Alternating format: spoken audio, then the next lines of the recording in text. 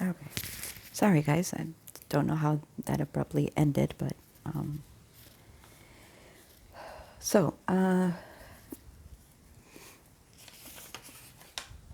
yesterday on 4/2, God had me go to Mark chapter 8, verses 22 through 26. And it's talking about Jesus performing a miracle on this blind man. And he instructs this blind man to go outside, sorry guys, outside of the village. There. Hang on.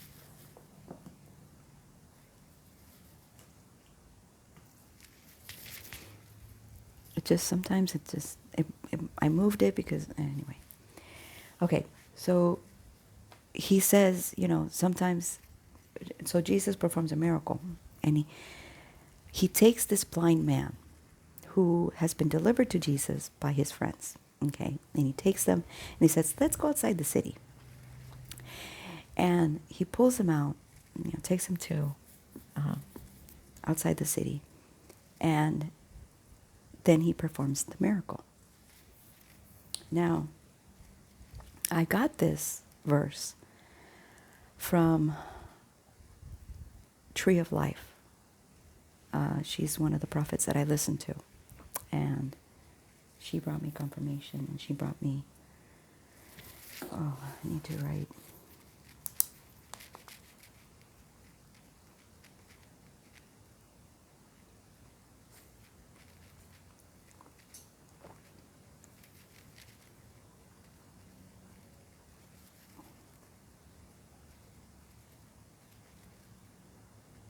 Oh my gosh, I am on fire right now. Okay, so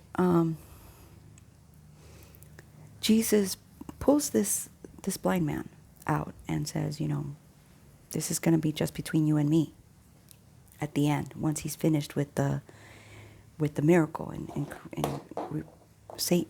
healing this man, and she starts talking about the meaning about that and how God will isolate you from the world so that he can do his miracles. I always feel like I'm lopsided. I don't know why. And so that's God explaining to me why he isolated me, why he pulled me away from that store, from working, from doing anything, from going out and finding a job. I haven't gone out. I've been putting out feelers online, but I have not gone out to look for a job. That's not like me. I would already be out there hitting the pavement, putting out. But God says, no, I will bring the opportunities to you. I was like, yes, Father. Okay. And so I woke up about 3 o'clock in the morning on April 1st, or on April 2nd. And God led me to look at my phone. I was like, okay. So I looked at my phone and I looked at YouTube. And on my feed was a devotional about a prayer at 3 o'clock in the morning. And I've never prayed this before, this request. And I asked God to show me miracles, signs, and wonders. And so when he takes me to, he performs a miracle, and it was for only this man's experience.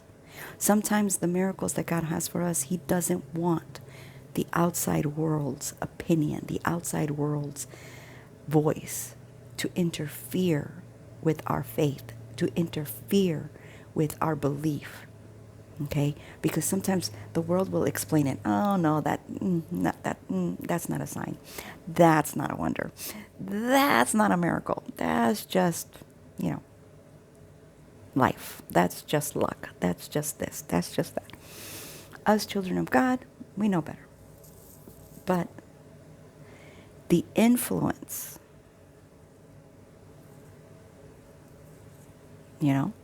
of the ideas that get plucked into our head, that is what God is trying to prevent. Because sometimes It takes radical faith to believe that God is going to do something that you can literally tell is dead. Like there's no way to resurrect it. Not by your hand and not by the world's hand. You know, only God. And in order for you to have that kind of radical faith, he has to isolate you so that there is no counter the idea of how it happened. No explanation of how it happened. Just your testimony. Just your ability to say, only God. Okay. Plus, if you have the radical faith, he can work with that. And he can make whatever dream, whatever fantasy, whatever crazy notion that you have in your head, he can make it a reality. And then you're like, how did that happen? Like okay. So then he brought me to Mark chapter 9, verses 1 through 13, and it's the transfiguration of Jesus. And this was after 6 days of him being with the disciples, and, you know, he asked Peter and he asked John to go with him to the mountain.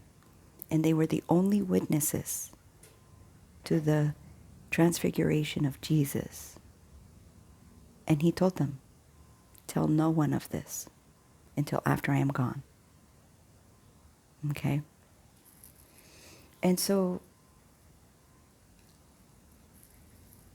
there was a word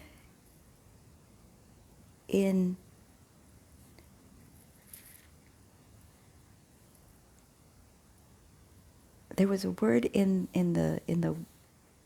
the chapter, or in those verses, that stuck out to me, because he was talking about going to the conduit at the top of the pools, and I was like, conduit? That's an interesting word, conduit. So I wrote it down, and then I looked it up, and it's a channel through which something is conveyed. Okay.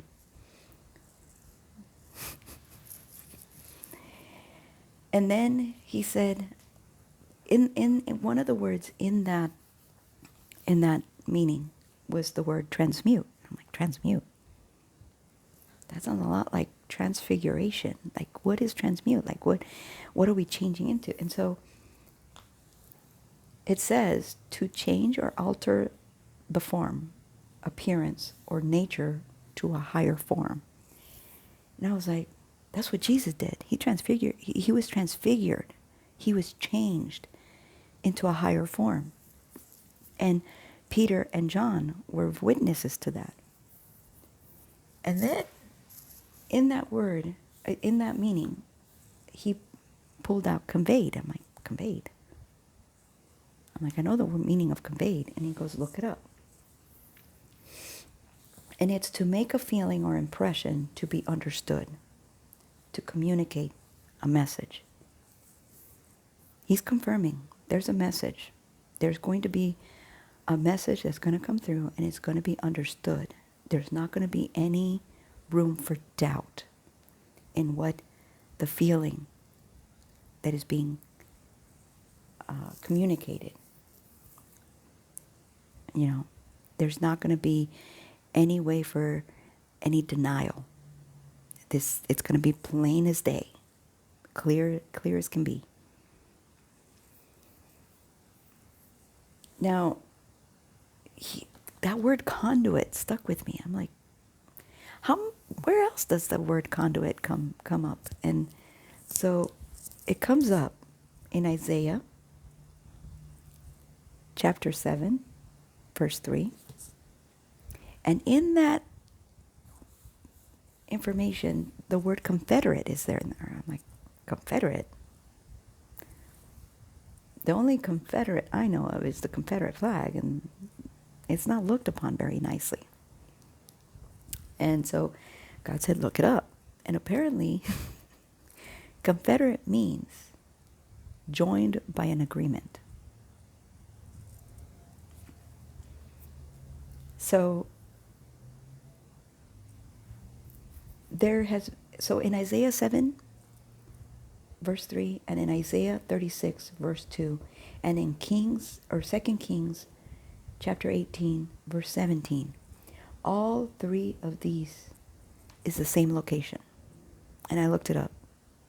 And it's Hezekiah actually built a tunnel that went along the bottom of the city to take the water from the pool up to the top of the city so that the whole city would have flowing water. Now, I know a lot of you are going to balk at this because it's frowned upon, but God uses a lot of things to help me understand his message, okay? So he took me to astrology. And he's like, what does the world say your sign is? I'm like, well, my sign's a water sign. It says I'm Cancer. And he goes, okay, so you're an emotional being. Yeah. And the world says that because I'm emotional, like I'm clingy, I'm this, I'm that. And he goes, I know. And he says, but what happens when water meets fire? I'm like, steam. And he goes, what is that? A transfiguration? And he goes, yeah. And he goes, but what is water typically? Cold? He goes, that's why when it meets fire, which is hot, there's a reaction. And this goes back to science. There's a chemical reaction that occurs. If you've ever watched lava flow into the ocean and just at that magnitude of amount of heat hitting a cold body of water, and the steam and the immediate hardening of the outer crust of the lava, it's a pretty amazing, interesting thing, that a reaction that happens. And so I'm like, Father, I don't understand, like fire. And he goes, well, what are your fiery signs? And I was like, I don't know. And he brought a tarot reader who was talking about astrology in terms of signs, and she said Aries. And I was like, okay, that's not for me. And I kept scrolling. I'm like, I don't know why you're talking to me like this, Father. If people hear me saying these words, they're going to be like, oh, turn her off. She's not talking to God. And he goes, yeah, I know. But there will be some who will stay. And those individuals are the ones I want to reach. Remember, I said this when I first started this channel. When God first had me start here. I don't go after the 99. They're already with God. He has me go after the one. The sheep that has lost their way. The sheep that is roamed off into the distance. I'm not looking for the people that already believe in God. I'm not talking to the ones that already believe in God. Is your faith going to be strengthened because you stay put? Oh, yes. Oh, yes, it is. But I don't care what you think. Not because it doesn't bother me, but because I know who I serve. And I am a vessel. And I am an obedient vessel. And I will do whatever my Father says to do, regardless of how it makes me look. Regardless if I only had one subscriber. I have subscribers come, go, come, go, come, go. I'm not here for them. I'm here for the one. The one that is so lost, that needs someone that is willing to trudge through the muck to chase after them according to the way God wants. So, this astrology thing popped up onto my feed. And at the top it says, soulmate birth according to their birth dates. And I goes, take a look. I'm like, there's no freaking way. There's no freaking way. So he had me look the time frame of an Aries.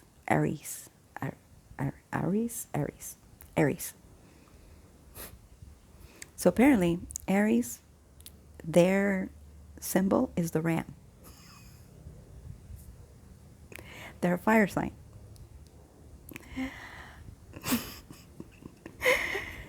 I was looking through this calendar. I'm like, okay, so I first looked for my birthday first and then the adjoining, and I was like, what are the odds?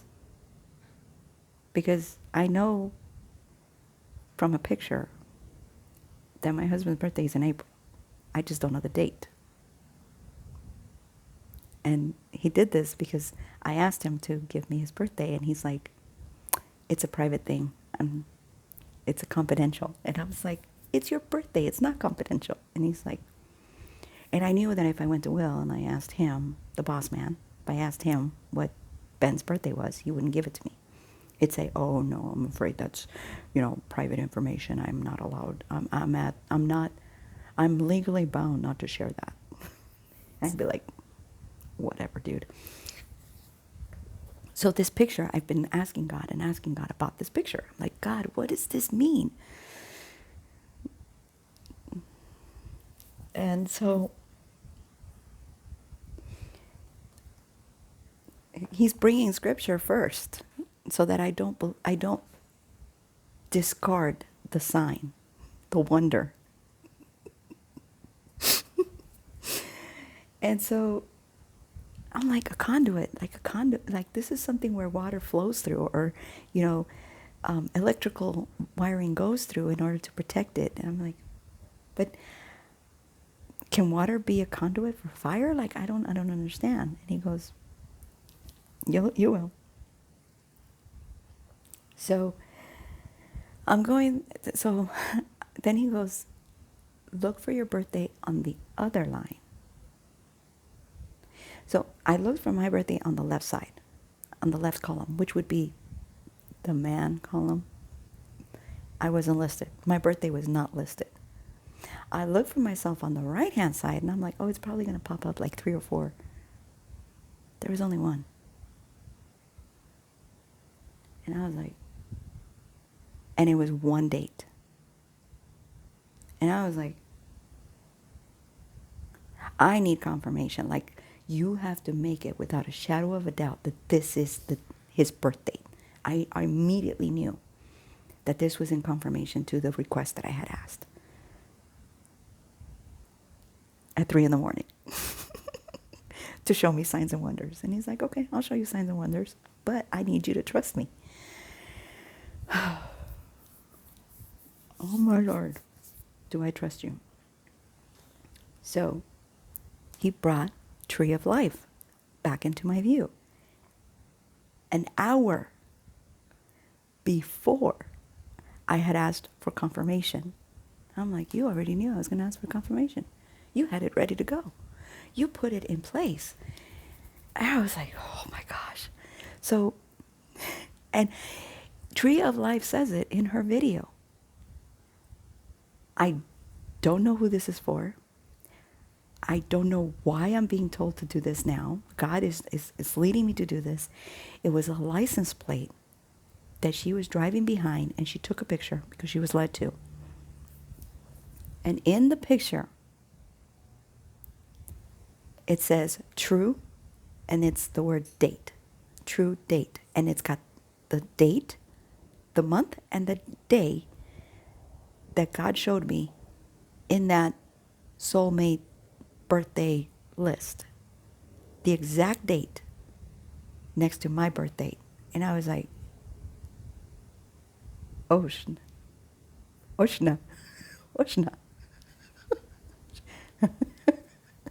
I was like, okay.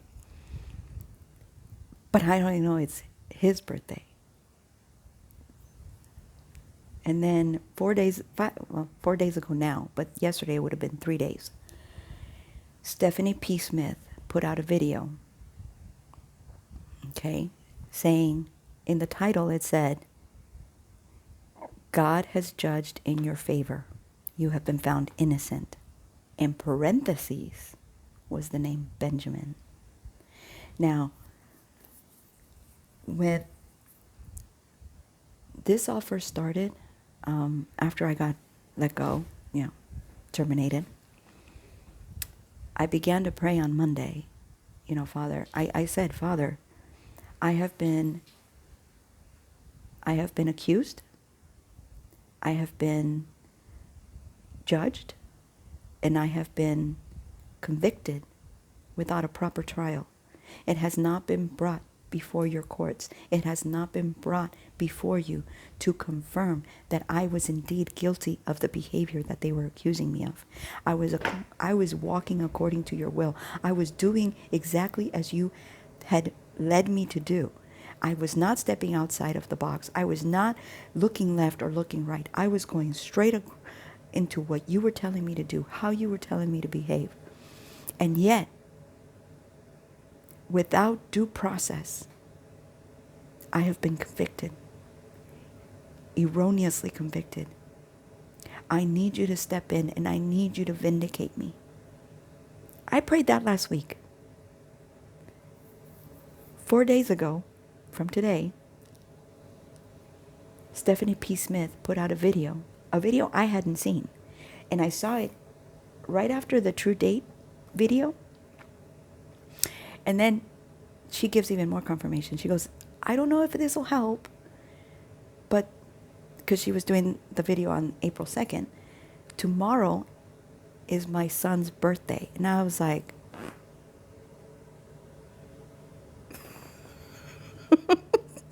signs and wonders.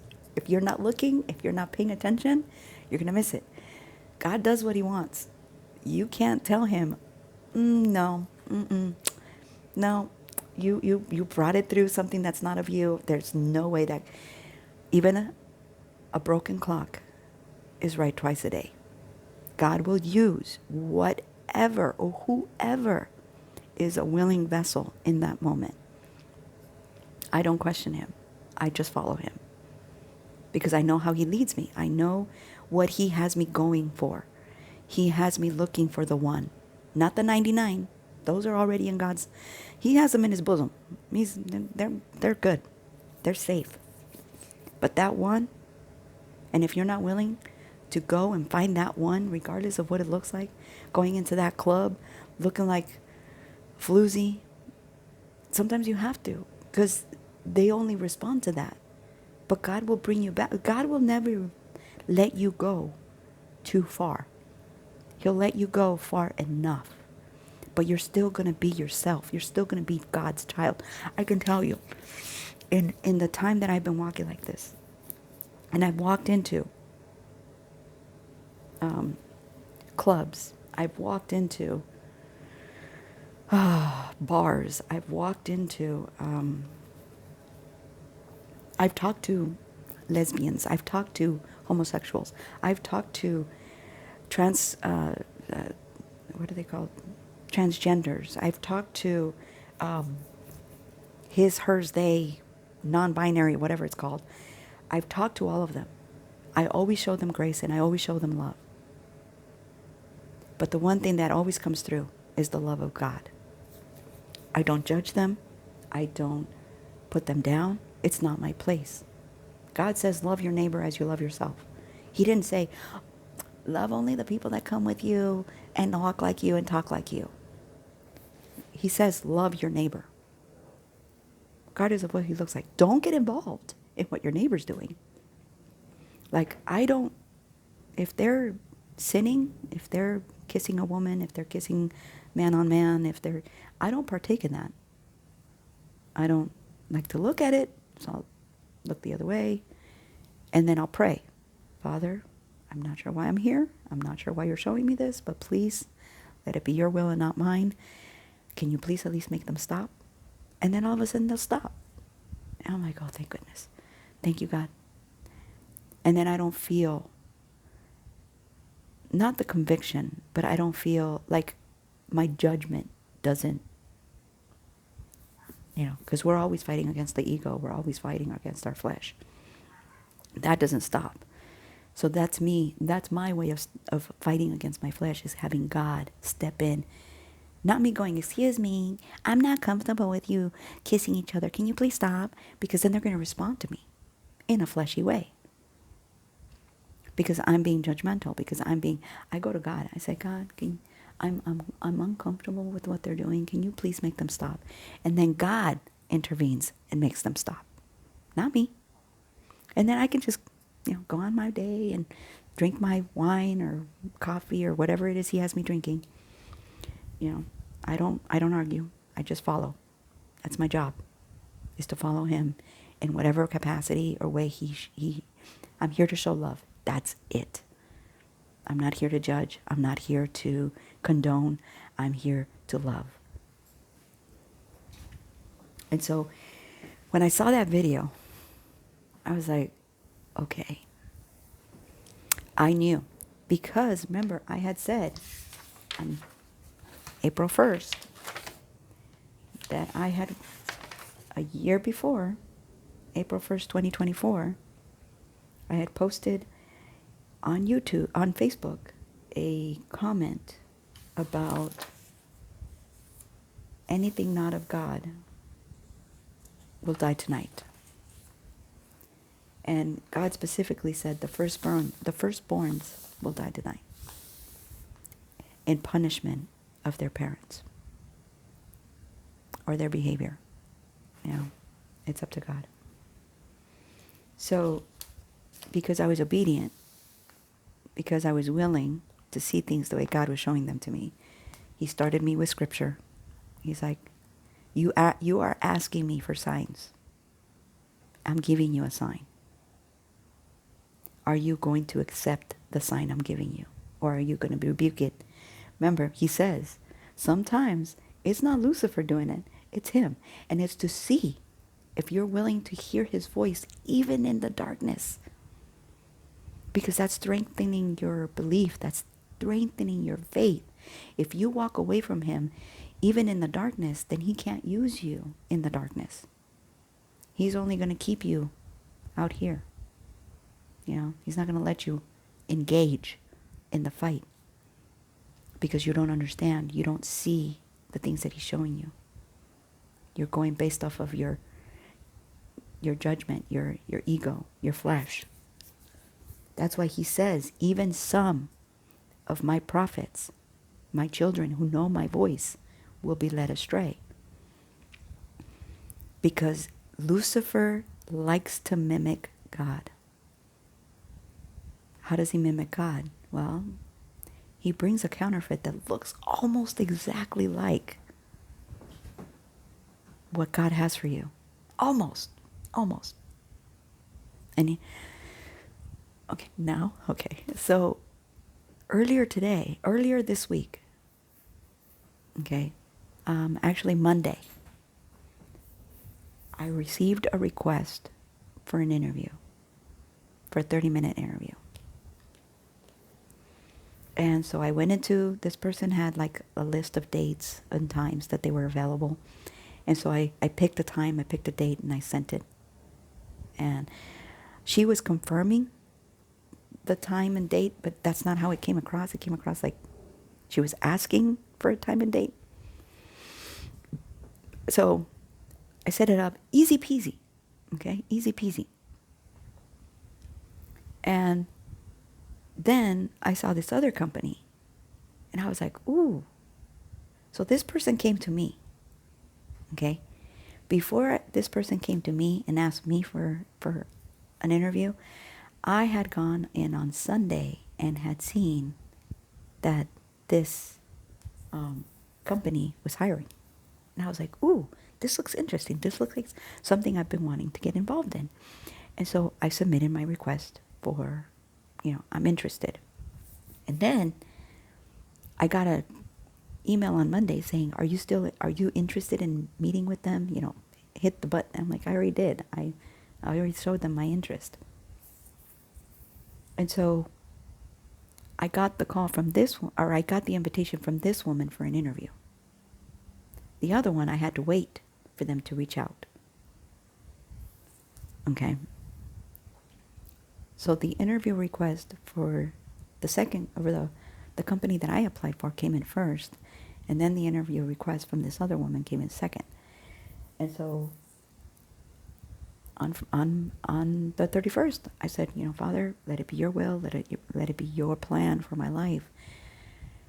And I said, whichever one of these two positions is according to your will, is according to what you want for me, let it flow flawlessly.